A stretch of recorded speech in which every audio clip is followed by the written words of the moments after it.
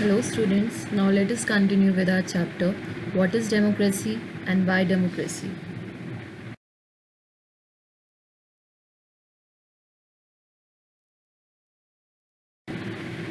Now another topic that we are going to start with is the rule of law.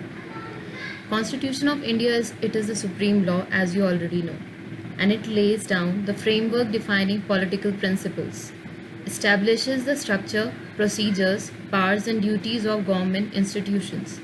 It also sets out fundamental rights, directive principles and duties of citizens. Its repeated criticism is that it is very little original and mostly borrowed from other constitutions. Nevertheless, it has distinctive features of its own and is unique in many ways.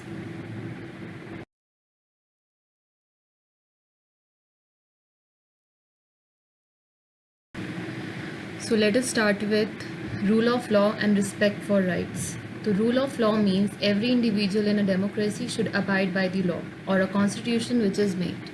It also includes that no person would violate the laws. Thus, rule of law governs a state in democracy. The respect for rights means that every citizen of a democratic state is provided with some important rights. So here we have taken one example, that is of Zimbabwe. African National Union Patriotic Front, that is ZANU-PF, has been the ruling party in Zimbabwe. Since independence in 1980, the party was led for many years under Robert Mugabe, first as Prime Minister with the Zimbabwe African National Union, that is ZANU, and then as a president from 1987, and after the merger with the Zimbabwe African People's Union, that is ZAPU, ZAPU, and retaining the name ZANU-PF until 2017 when he was removed as a leader.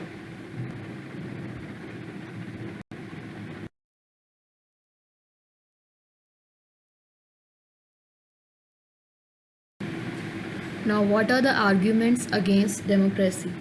Now, leaders keep changing in a democracy, which actually leads to political instability. Now, democracy, it is all about political competition and power play. There is no scope for morality. So many people have to be consulted in a democracy, which actually leads to political instability. The decision-making process is slow as large number participant has to be consulted again. And democracy leads to corruption for it is based on electoral competition. The ordinary people, they actually don't know what is good for them and what is bad for them. So they should not decide anything. Now let us discuss about the arguments for democracy. So basically a democratic government, it is a better government because it is more accountable form of government. Accountable means what? That is answerable. That means the government should be answerable. Democracy improves the quality of decision making and reduces the chances of rash or irresponsible decision taken. It provides a method to deal with differences and social conflicts. Democracy also enhances the dignity of any individual living in that nation. And it is better than any other form of government because it allows us to correct its own mistakes with the help of judiciary.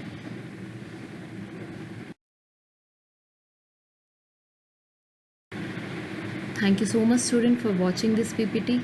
Hope so this PPT will be helpful for you.